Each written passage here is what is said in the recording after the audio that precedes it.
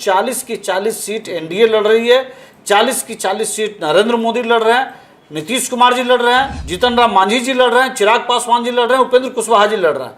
40 seat में symbol किनके पास क्या है ये महत्वपूर्ण नहीं है। तीसरी बार नरेंद्र मोदी जी को प्रधानमंत्री बनाए ये मकसद है। बीजेपी के पास भी तो अपना स्टार वर्ल्ड है। इस देश के अंदर अगर कोई एक पावर स्टार है, एक सुपरस्टार है, तो उस व्यक्ति का नाम नरेंद्र दामोदर दास मोदी है। इस देश के अंदर अगर कोई एक पावर स्टार है, एक सुपरस्टार है, तो उस व्यक्ति का नाम नरेंद्र दामोदर दास मोदी है। पनोरमा ग्रुप, जो सोचता है वो करता है। आपके अपने सपनों का आशियाना। नमस्कार, आप देख रहे हैं भारत लाइव। अभी हम बैठे हैं आरएलएम के प्रदेश प्रवक्ता राहुल कुमार जी के साथ, क्योंकि अभी आरएलएम मतलब उपेंद्र कुशवाहा चर्चा में अभी पूरे बिहार का अगर केंद्र है तो काराकाट लोकसभा क्षेत्र। काराकाट लोकसभा क्षेत्र क्योंकि इसलिए है क्योंकि वहाँ एक पेच फंसा हुआ है। पवन मतलब हवा चल रही है। पवन का दूसरा मीनिंग होता है हवा। तो पवन ने आके पेच फंसा दिया है, और वो पेच ऐसा फंसाया है जो बीजेपी कहे या एनडीए की पूरी फौज को काराकाट में उतरना पड़ा। मतलब कहे जो एक तरह से कहें जो हेलीकॉप्टर से लैंड हो रहे हैं लोग, सड़क मार्ग से, वायु मार्ग से, मतलब जैसे तैसे हो रहा है काराकाट में किसी तरह उपेंद्र कुशवाहा को जिताने के लिए, चाहे वो प्रधानमंत्री हों, गृह मंत्री हों, रक्षा मंत्री हों, बिहार के मुख्यमंत्री हों, बिहार के मतलब केंद्रीय गृह राज्य मंत्री हों, मतलब तरह तरह के हथकंडे अपनाए जा रहे हैं। बीजेपी का भी दबाव है, प्रयास है। बीजेपी तो अपना प्रयास किया, पवन सिंह को पार्टी से निकाल दिया, लेकिन उनको बैठा नहीं सके। मतलब पवन सिंह अब एक पार्टी से ऊपर हो गए। एक तरह से कहें जो उन्होंने पार्टी की मर्यादा भी तोड़ दी, पार्टी का डिसिप्लिन भी तोड़ा, पार्टी का कद और काठी भी दूसरे अपने सहयोगी के सामने एक तरह से नीचा भी करवा दिया। तो हम बात करते हैं राहुल जी से। राहुल जी, काराकाट में अभी क्या स्थिति है? आप तो काराकाट भली भांति जानते होंगे क्योंकि उसी पार्टी का प्रदेश प्रवक्ता है। कैसी है अभी उपेंद्र कुशवाहा की स्थिति? देखिए, सबसे पहले तो मैं आपके एक शब्द से मुझे आपत्ति है। आपने कहा हथकंडे जो है हमेशा नेगेटिव सेंस में होता है। मुझे लगता है कि एनडीए इस मामले में बहुत बेहतर रणनीति के साथ काम करती रही है। 2014 के चुनाव को लें या 2019 का चुनाव लें या अभी 2024 को लें, चाहे प्रधानमंत्री नरेंद्र मोदी जी का सवाल हो, चाहे वो अमित शाह जी का सवाल हो, चाहे मुख्यमंत्री नीतीश कुमार जी का मामला हो, किसी भी चुनाव को बहुत ही गंभीरता से लेना एनडीए की ये कोशिश होती है। ऐसा कभी नहीं होता है कि हम अपने सवालों को लेकर के जनता के बीच नहीं जाना चाहते हैं। हम लगातार प्रेस के साथ बात करते हैं, तो जनता के साथ भी उतर करके, ज़मीन पर उतर करके संवाद करते हैं। हम उन राजशाही परिवारों की तरह नहीं हैं जहां पहले से ये तय होता है कि हमारे बाद कौन प्रधानमंत्री पद का उम्मीदवार होगा।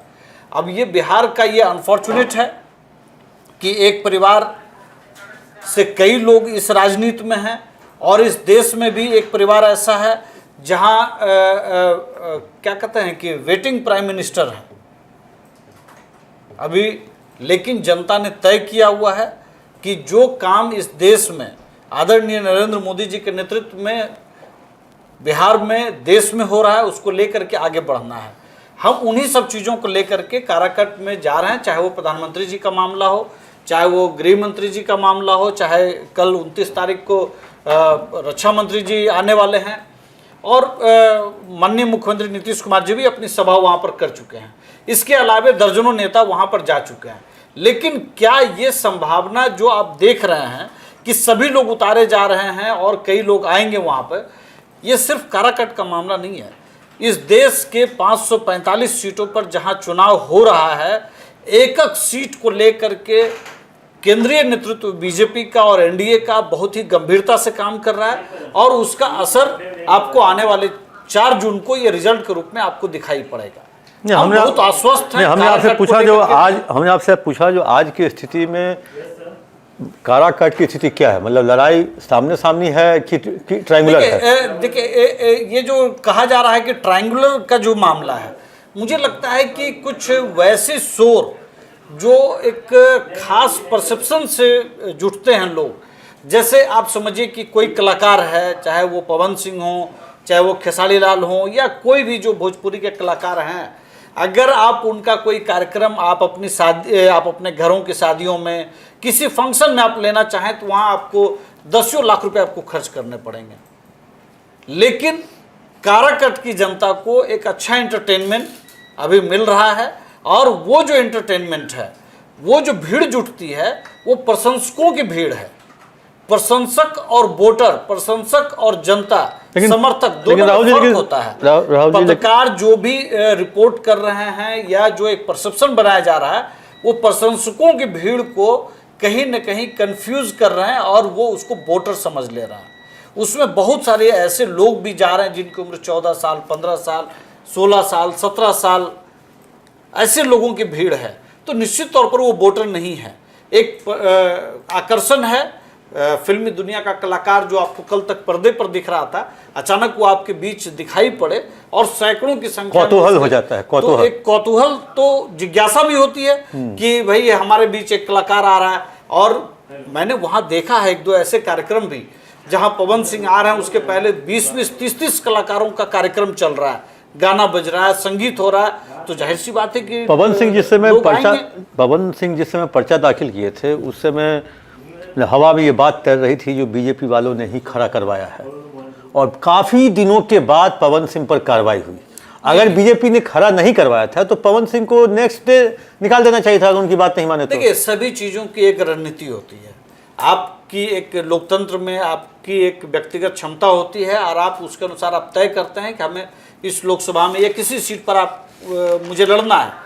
वो जैसे ही उन्होंने निर्दलीय नामांकन किया तो इंतजार किया गया कि क्या वो नामांकन वापस लेते हैं या नहीं लेते हैं, और जैसे ये तय हो गया कि वो नामांकन वापस नहीं ले रहे हैं, पार्टी ने तय किया, उनको निकाल दिया। इसलिए ऐसी कोई कन्फ्यूजन की बात नहीं है। 40 की 40 सीट एनडीए लड़ रही है, 40 की 40 सीट नरेंद्र मोदी लड़ रहे हैं, नीतीश कुमार जी लड़ रहे हैं, जीतन राम मांझी जी लड़ रहे हैं, चिराग पासवान जी लड़ रहे हैं, उपेंद्र कुशवाहा जी लड़ रहे हैं। 40 सीट में सिंबल किन के पास क्या है ये महत्वपूर्ण नहीं है। महत्वपूर्ण ये है कि हम बिहार के अंदर 40 की 40 सीट जीत करके तीसरी बार नरेंद्र मोदी जी को प्रधानमंत्री बनाएं, ये मकसद है, और उस मकसद को लेकर के आगे बढ़ रहे हैं। ये जो कंफ्यूजन क्रिएट किया गया, ये जानबूझ करके कुछ लोग अपने पक्ष में माहौल बनाने के लिए कर रहे थे, लेकिन बीजेपी ने उसका जवाब दिया कि भाई जैसे ही आपने नॉमिनेशन कराया, आप हमसे बाहर चले गए तो आप बाहर हैं, उनको बाहर। लेकिन बीजेपी के पास भी तो अपना स्टार वर्ल्ड है, मतलब उसके भी जो भोजपुरी के कई सांसद हैं, फिल्म मनोज तिवारी है, रवि किशन है, निरहुआ है, उनको तो इनके पक्ष में आना चाहिए था, उपेंद्र कुशवाहा के पक्ष में, ताकि वो मैसेज जाता जो पवन सिंह के खिलाफ उनका इंडस्ट्री है। देखिए, एक बात आप ठीक से समझिए, इस देश के अंदर अगर कोई एक पावर स्टार है, एक सुपरस्टार है, तो उस व्यक्ति का नाम नरेंद्र दामोदर दास मोदी है, और उससे बड़ा कोई पावर स्टार इस देश के अंदर नहीं है। देश में और दुनिया में अगर पिछले 10 सालों के अंदर अगर आप महसूस करेंगे तो जो जलवा और जो रिपुटेशन इस देश के नागरिकों का बढ़ा है, मुझे लगता है कि उससे बड़ा सुपरस्टार। राहुल जी, आप पावर स्टार बोल दिया, हमने पूछा मनोज को, निरहुआ का, रवि किशन का। मुझे लगता है कि जब आदरणीय नरेंद्र मोदी जी आ गए तो किसी और स्टार की जरूरत नहीं है काराकाट। तो फिर सीएम क्यों, एचएम क्यों, रक्षा मंत्री क्यों, जीतन क्यों, लवली क्यों, राधा मोहन क्यों, श्रवण क्यों, राजनाथ क्यों? तब ये सारे, जब आप अपने से बोल रहे हैं एकमात्र पावर स्टार है। सुन लीजिए, बिहार के अंदर ये सारे के सारे जिनके नाम आपने लिए हैं, ये तमाम लोग राजनीतिक वजहों से जाने जाते हैं। इनका अपना एक राजनीति में योगदान है, और काराकट को लेकर के अगर हम उसी भेड़ चाल में फंसे तो मुझे लगता है कि कहीं न कहीं जिसको हमें कोई इंपॉर्टेंस देने की जरूरत नहीं है, उसको हम इंपॉर्टेंस दे। देखिए, काराकाट के अंदर जो सबसे बड़ा मुद्दा क्या है, सबसे बड़ा मुद्दा क्या है, हमारे नेता आदरणीय उपेंद्र कुशवाहा जी ने स्पष्ट शब्दों में कहा कि अगर हम डालमिया नगर में उद्योग नहीं खोल पाए तो हम 2029 का चुनाव लड़ने के लिए नहीं आएंगे, हम वोट मांगने नहीं आएंगे। बात मुद्दों की होनी चाहिए, गीत संगीत चुनावी राजनीति से अलग होने चाहिए।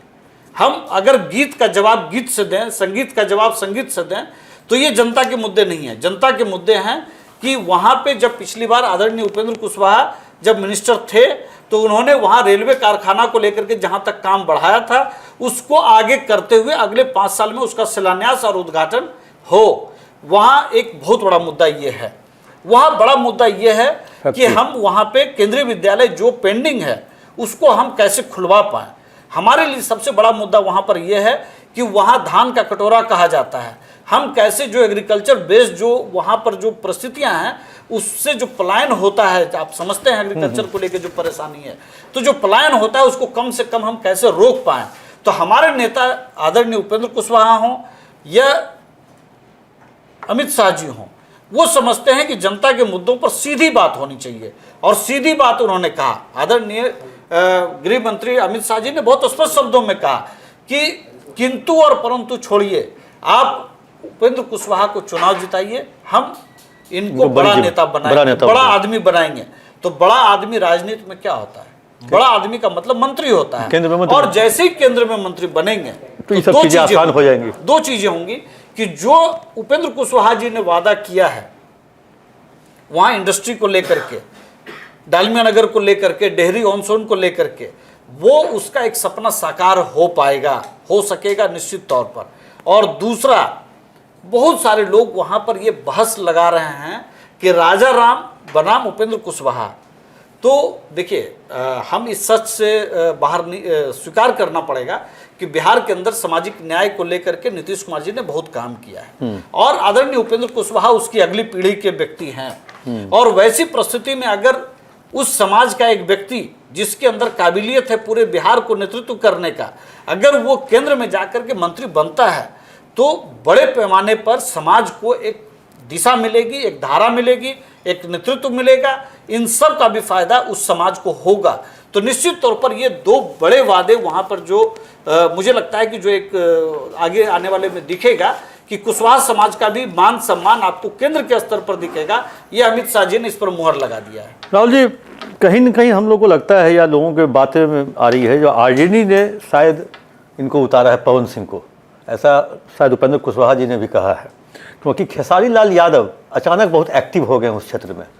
तो इनका एक्टिव होना कहीं आरजेडी की तरफ तो इशारा नहीं कर रहा है? देखिए, मैं एक बहुत महत्वपूर्ण बात जो मैं वहाँ जब मैं आपके साथ बैठा हूँ तो मैं पूरे 10 दिन उस क्षेत्र में मैं ज़मीन पर मैं काम करके आ रहा हूँ। वहाँ पे दो चीज़ें बहुत स्पष्ट दिखती हैं कि पवन सिंह के कार्यक्रम में यादव समाज के लोग, अल्पसंख्यक समाज के लोग बड़े पैमाने पे उनकी भागीदारी वहाँ पर है।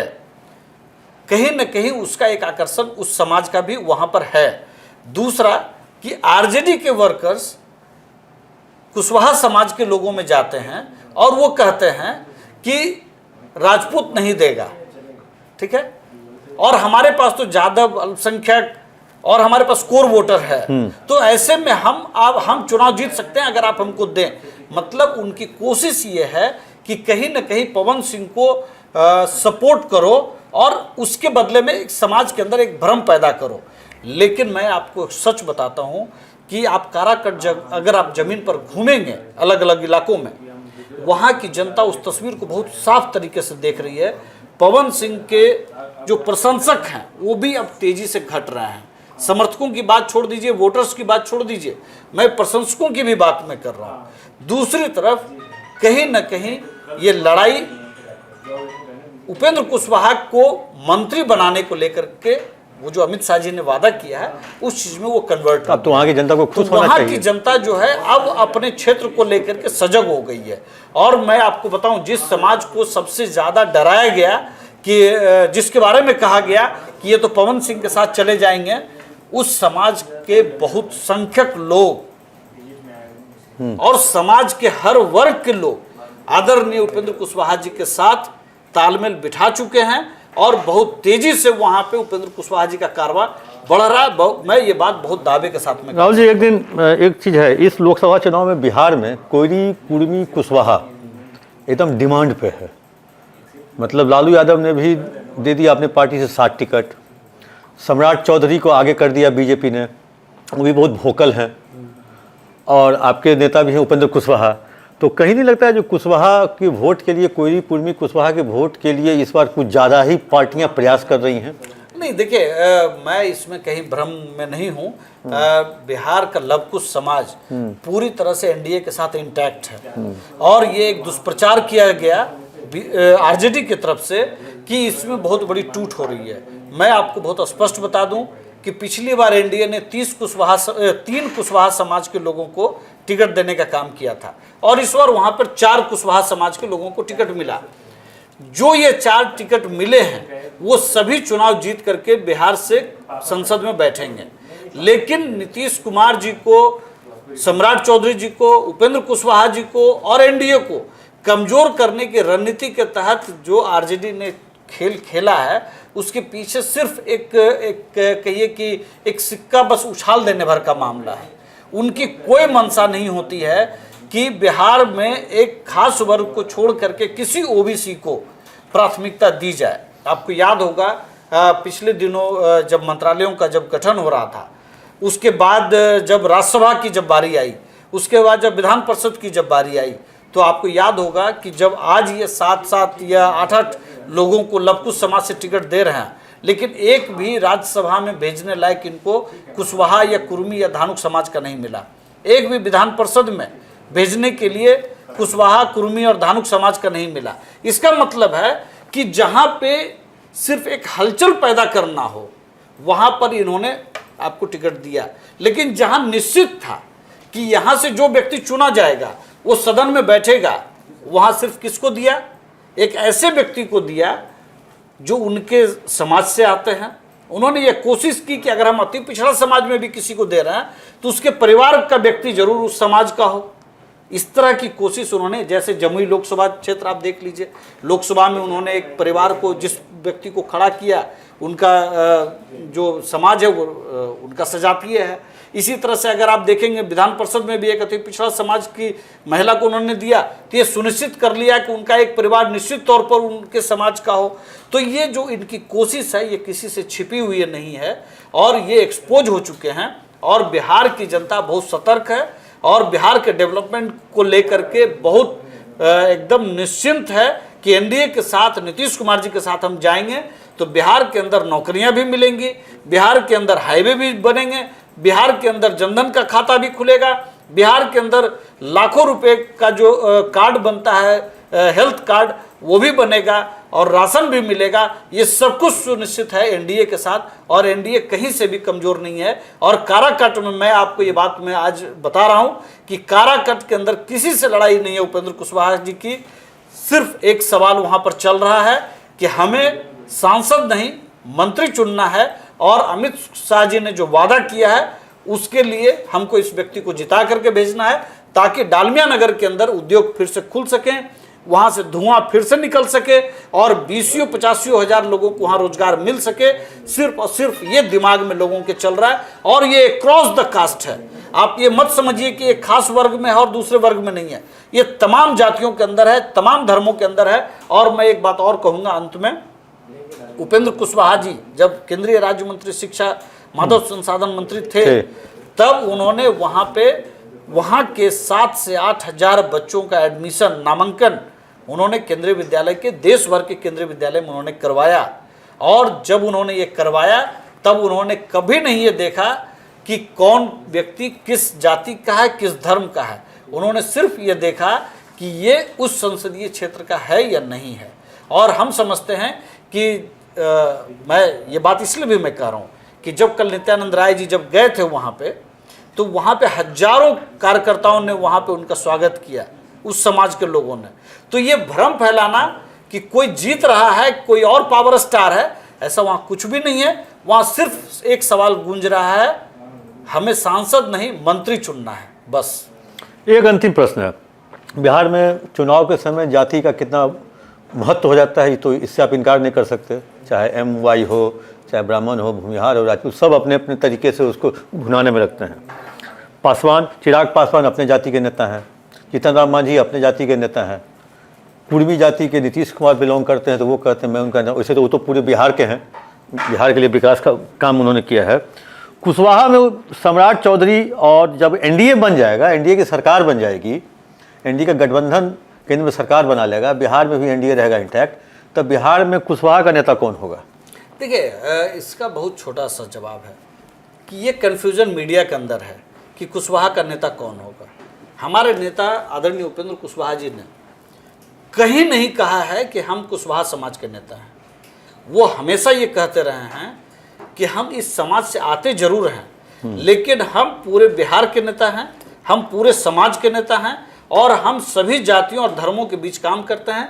अगर आपको याद हो तो कई बार आपने देखा होगा कि मुस्लिम समाज के अंदर भी उपेंद्र कुशवाहा उतने ही लोकप्रिय हैं जितना कुर्मी समाज के अंदर हैं, उतने ही लोकप्रिय वो राजपूत समाज के अंदर भी हैं, तो भूमियार समाज के अंदर भी हैं, ब्राह्मण समाज के अंदर भी उतने ही सादगी में रहते हैं, तो जिस तरह से वो काम करते हैं उसमें एक जाति के खांचे में उनको रखना, मुझे लगता है कि उनके पूरे व्यक्तित्व, राजनीतिक व्यक्तित्व के साथ मुझे लगता है कि उसको अपमानित करने जैसा होगा। एक अंतिम प्रश्न राहुल जी, लोग राजनीतिक पंडित और विश्लेषक ये कह रहे हैं तो लोकसभा चुनाव के बाद नीतीश कुमार को जब अपना उत्तराधिकारी चाहिए तो वो कहीं से भी घूम लेते हैं, अंतिम में आके उनकी सुई टिक जाती है उपेंद्र कुशवाहा पर।